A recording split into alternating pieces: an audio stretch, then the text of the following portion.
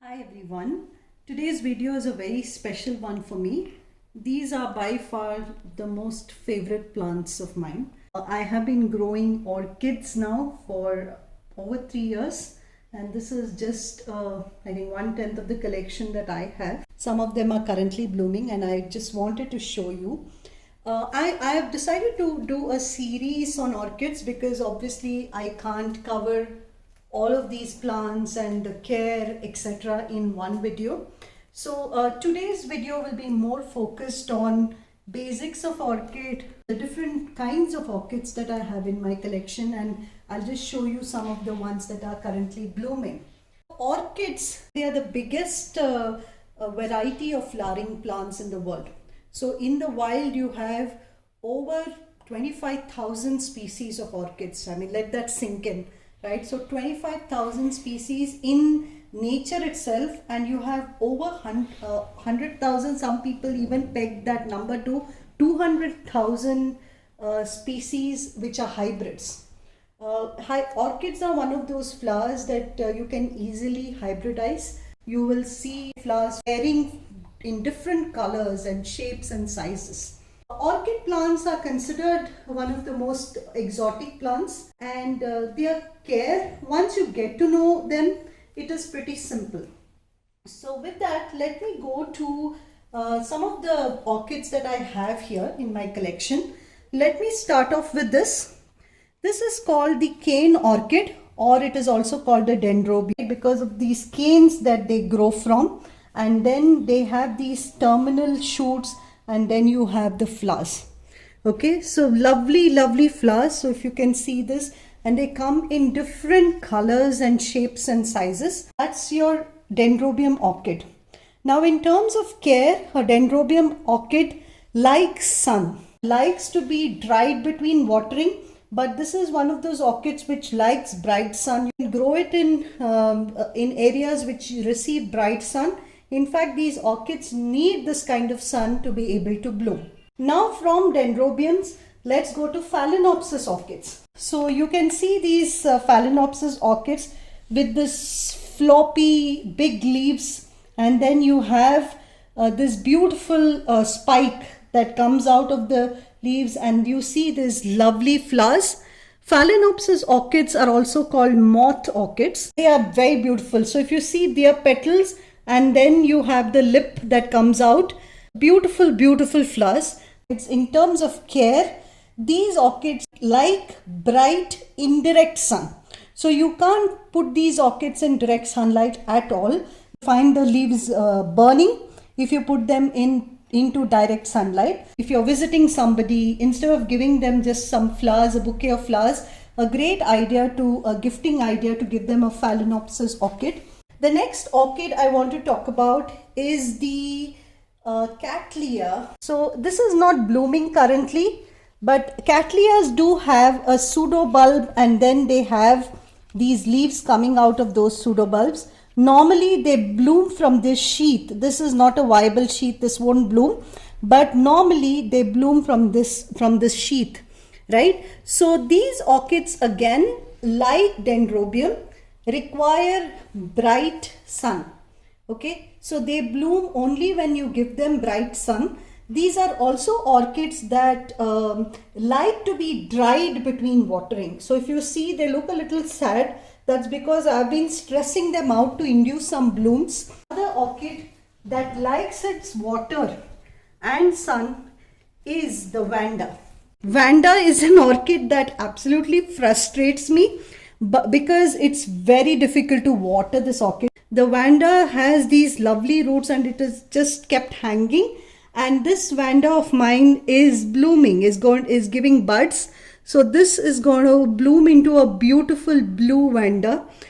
This is the third Vanda bloom I'm getting out of this orchid in the last few years. I mean, I think 2 years or so. Vanda is one of those orchids which requires sun, and it also requires water. So you need to keep these roots almost green. They don't like to be dried. So you need to keep watering Vanda roots so that the plant can induce bloom. So with orchids, obviously the end goal is to get them to flower. The other one is an Oncidium. So this is an Oncidium orchid. Okay, so if you see this, the pseudobulbs are the storage units of an orchid. If you see this very healthy green pseudobulbs, this plant has grown so many pseudobulbs and actually becoming big, quite big for this pot, but it's growing so well, so I don't really have the heart to remove it. But this is how an Oncidium, a very healthy Oncidium, looks like. This is actually, this was actually blooming with white flowers. Now it's lost its flowers, but I have one which is blooming here. This is also an Oncidium variety. It seems as if somebody is dancing. And when this whole plant blooms, it looks absolutely beautiful. Okay, so these are Oncidium orchids, or the dancing lady orchids. Okay, now I want to show you some other orchid, which is these little orchids called Tolumnias. Look at these beautiful Tolumnias. These Tolumnia orchids again look like dancing lady orchids. Lovely colors. I have one yellow one there as well. Look at they are very small little plants. And then they get this boom, there's a spike, and then they have these beautiful flowers. These are called Tolumnias. Now, I also have a few other. This one I have already covered in a different video. This orchid is called a jewel orchid. Actually grown for its beautiful foliage. So this is called the jewel orchid, or it's also called the Ludicea. Apart from that, I have some, I have a Cactusetum. It's a very rare kind of an orchid here, right? Look at this one. Okay, normally it also gets develops leaf structures, and but then in winter the leaves just drop off. Orchids love their humidity, so I have kept it in some humid, like the water is not really touching the pot, but there's water, so that there is some humidity here in this orchid. So this is the Cactusetum orchid. Has beautiful flowers again. I have about 3 or 4 different Cactusetum varieties. This is an expensive orchid. Now, coming back to the care tips when it comes to orchids. Depending on the kind of orchid, you can use different potting media. So for most of the orchids, the potting media that you use can be bark, any kind of bark. I mean, if you can use Orchiata, which is more of the orchid mix bark, that's very good for these guys. You can use charcoal. You can use treated coconut coir or coconut husk. You can use cocoa chips, again treated. So you can't just cut open a coconut and cut it into pieces and use it. You have to treat it well, so that it becomes inert. Otherwise the pH levels in the coconut coir may cause more damage to your orchids. So buy treated, and all of these ingredients are normally available in shops that sell orchids or orchid media. Amazon itself has a whole bunch of options now. You can use sphagnum moss for some of the orchids that require more humidity, right? Like for say Vanda, you just want to put a little bit of moss on top, or for Phalaenopsis as well, if you want to add a layer of moss, you can do that. Some might ask, okay, is there a specific media for specific orchids? Really not. The pine bark can be used as a media across almost all the orchid varieties. It's very easy to grow orchids on the pine bark. Charcoal is another media that can be used to add bulk, or you can use brick pieces, etc. So as you know, orchids mostly are epiphytes, right? They grow on trees, so they don't really have media. They just latch on to tree barks or tree branches. So anything that can give them that airy feeling, anything that they can cling on to, is something that you can use. One of the other options, and which has really worked well for me, is mounting orchids onto wood. If you can see this, I mounted this orchid about a month ago. I think I did a video on it as well. Look at this new spike that is coming. This is the new going to bloom. This is just in a month's time. Okay, and if you see this, it's not that it's very wet, right? It's dry, but when you water it well, the roots are able to soak in the water and then let them dry and then water it again. This has given me great results. And this is another one here wherein there is I've mounted it, and see the number of roots that are new roots that have formed. These are not spikes, but there are new roots, and I'm sure the spike is not far away. Maybe this is trying to establish its roots first and then is going to flower. Now, just to show you, whenever the orchid blooms, this whole thing is called a spike. You can see this one has two spikes in it, right? So there's one with visible buds, and then you have this one, a new spike that is formed, like a baby spike, which is also growing here. So these are two visible spikes. So roots, there are roots in the soil, in the media. In nature, you will find more aerial roots. There will be some roots that will cling to branches, but then there will be more of aerial roots as well. Phalaenopsis is one of my favorite orchids. Okay, and it's the most rewarding orchid, and these flowers last for months if you take care of them well. I've had Phalaenopsis, some of them blooming for 4 months, 5 months at a time as well. The Dendrobium flowers last at least 4 or 5 weeks, about a month to 2 months if you take care of them well.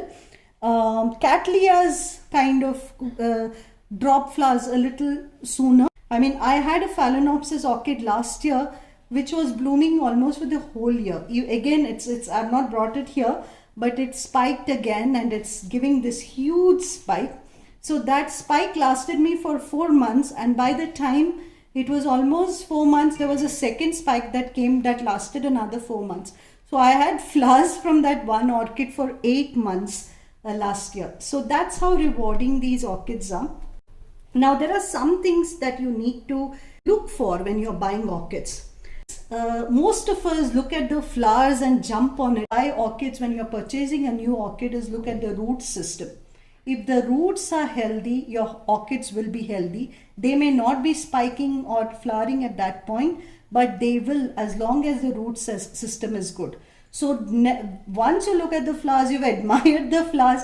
If you're purchasing an orchid, please look at the root system, and rather than looking at the flowers and making your purchase. The orchids, don't treat them like regular flowers or regular flowering plants or house plants, right? So you need to water them. You need to use this very loose media like bark and charcoal, etc. But make sure that they dry between waterings. Okay, but as you want them to bloom, start watering them a little more often than you would when they are just growing new leaves.